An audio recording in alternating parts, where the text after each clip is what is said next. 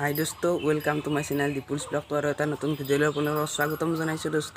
তো দোস্ত বহুত দিন ধৰি ভিডিঅ' বনোৱা নাছিলোঁ আৰু আজি গৰু বিহু আৰু অসমীয়া নৱবৰ্ষৰ বহাগ বিহুৰ মই মোৰ তৰফৰ পৰা আপোনালোকলৈ বহুত বেছি শুভেচ্ছা জনালোঁ। আৰু আজি গৰু বিহুৰ লগতে আপোনালোকক মই এটা অদ্ভুত ধৰণৰ পূজা দেখুৱাবলৈ গৈ আছোঁ। এটা ভয়ংকৰ পূজা, ভয়ানক পূজা। বেছিভাগ মানুহে এইটো পূজা দেখা নাই।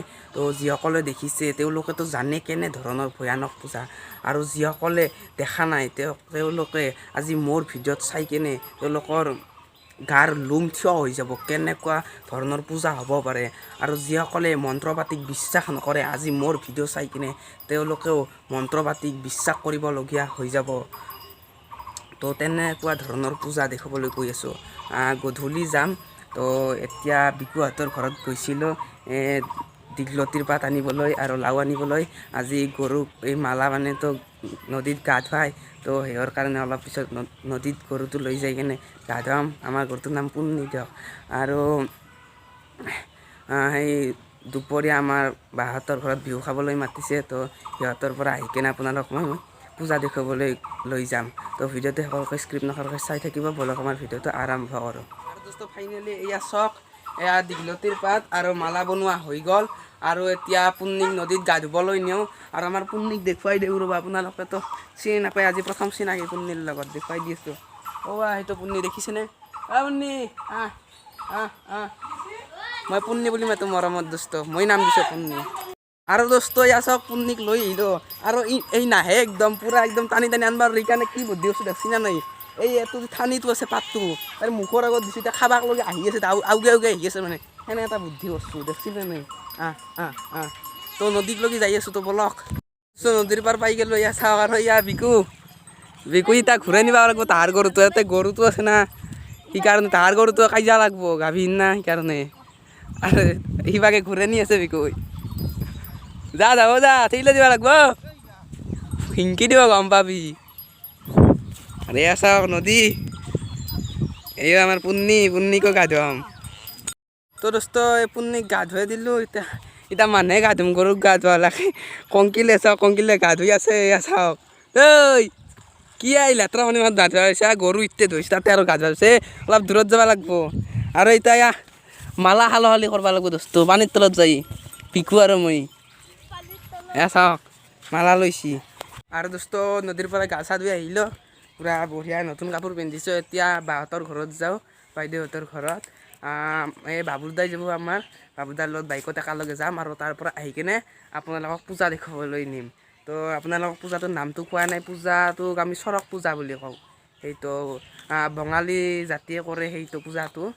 তো বলক নাকি। তো দোস্ত বাইদেউহঁতৰ ঘৰৰ পৰা আহিলোঁ, আৰু এতিয়া আপোনালোকক পূজা দেখুৱাবলৈ যাবলৈ ওলাইছোঁ, লগতে ময়ো চাম। আৰু মোৰ আপাচিখন তাৰমানে পেডেল পেট চিংচি আজি এই বজাৰত যাই থাকোঁতে, তো সেইকাৰণে আমাৰ বাৰখনে লৈ আহিলোঁ না কি। যাই আছোঁ দেখিছেনে, বিকু কংকিল মই আৰু পূৰা সুদা মানুহ একদম নেউলা বিধা বজাৰৰ পৰা চাওঁ, দেখুৱাই আছোঁ চাই থাকক। দোস্ত আহি পালোঁ, আৰু ফাইনেলি আমি পাই গ'লোঁ চৰক পূজা 1 2 3। এয়া চাওক দোস্ত, তাতে মানুহ ঘূৰাব কৈ আছোঁ, কেনেকৈ কি কৰে কৈ আছোঁ আপোনালোকক চাই থাকক। তাতে বৰা পিন্ধাব দোস্ত, ঘূৰাব চাৰিওফালে ঘূৰাব। এই দেখিছেনে গাছডাল?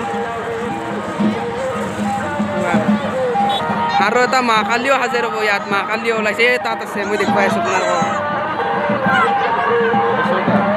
আৰু দোস্ত সৌজন মানুহকে পিঠিত বৰ পিন্ধাই কিনে ইয়াৰ ওপৰৰ চাৰিওফালে ঘূৰাব।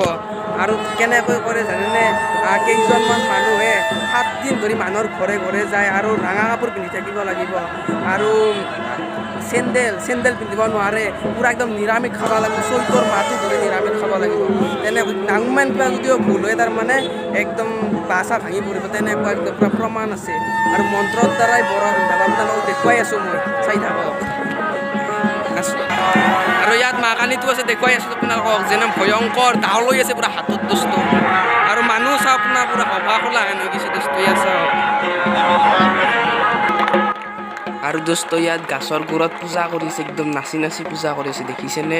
আৰু এটা সঁচা কথা কওঁ, আপোনালোকে বিশ্বাস কৰিব নকৰবাও পাৰে, মানে আজি পূজা যোৱাকালি ৰাতি মোটামুটি 3টামান বজাত মানুহৰ মাথা আনি মৰা মানুহৰ প্ৰতিটো মানুহৰ মাথা আনি মাত্ৰ ইয়াতে পূজা কৰিব লাগে। তো ভাবি চাওক আজিৰ যুগতো তেনেকুৱা মন্ত্ৰ থাকিব পাৰে, সামান্য এটা বেজি গাত লাগিলে কেনেকুৱা দুখ পাওঁ, আৰু পিঠিত বৰ পিন্ধাই কাৰণে চাৰিওপিনে ওপৰতে ঘূৰাব। একবাৰ ভাবি চাওকচোন আপোনালোকে।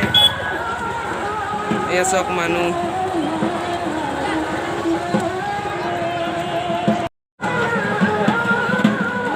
কোৱা চাওক দোস্ত, মা কাৰণে তোমাৰ কাষত যাব ভয় লাগে, যি ভয়ানক দোস্ত।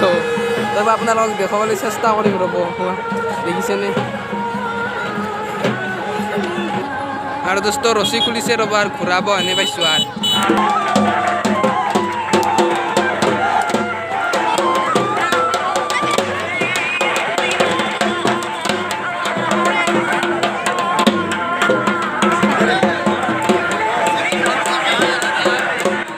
আৰু দোস্ত এইজন মানুহকে এতিয়া বৰ পিন্ধাব, দেখিছেনে, পিঠিত মালিচ কৰিব, মন্ত্ৰ চন্ত্ৰ দিব, হেৰি আছে, অজা আছে, বৰ পিন্ধাব এতিয়া। আৰু দোস্ত মস্ত ভিৰ, দেখুৱাবই পৰা নাই, যিখিনি পাৰোঁ দেখুৱাইছোঁ। আৰু দোস্ত এইটো চাওক, এইটো মা কালী। আৰু আপোনালোকক এটা কথা কওঁ যে আগতে মা কালী তাৰমানে এনেকৈ জাৰা আছিল যে মা কালীৰ ভিতৰত সঁচা মা কালী তাৰমানে জগ দিছিল, তেনেকুৱাকৈ মন্ত্ৰ কৰিছিল। পিঠিত বৰ পিন্ধাইছে, এতিয়া জৰিত গাইঠে দিব দোস্ত চাওক, আৰু ওপৰৰে ঘূৰাব এতিয়া। আহুজন মানুহে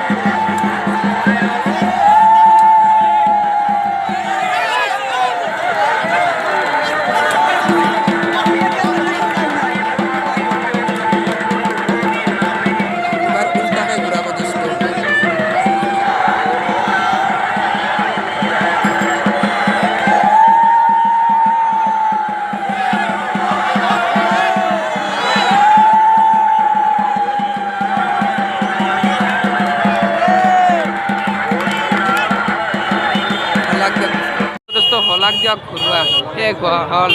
আৰু এতিয়া আমি ঘৰত যাওঁ, আজিলৈকে এইখিনি দিয়ক, বাই বাই, আৰু নেক্সট ভিডিঅ'ত লগ পাম।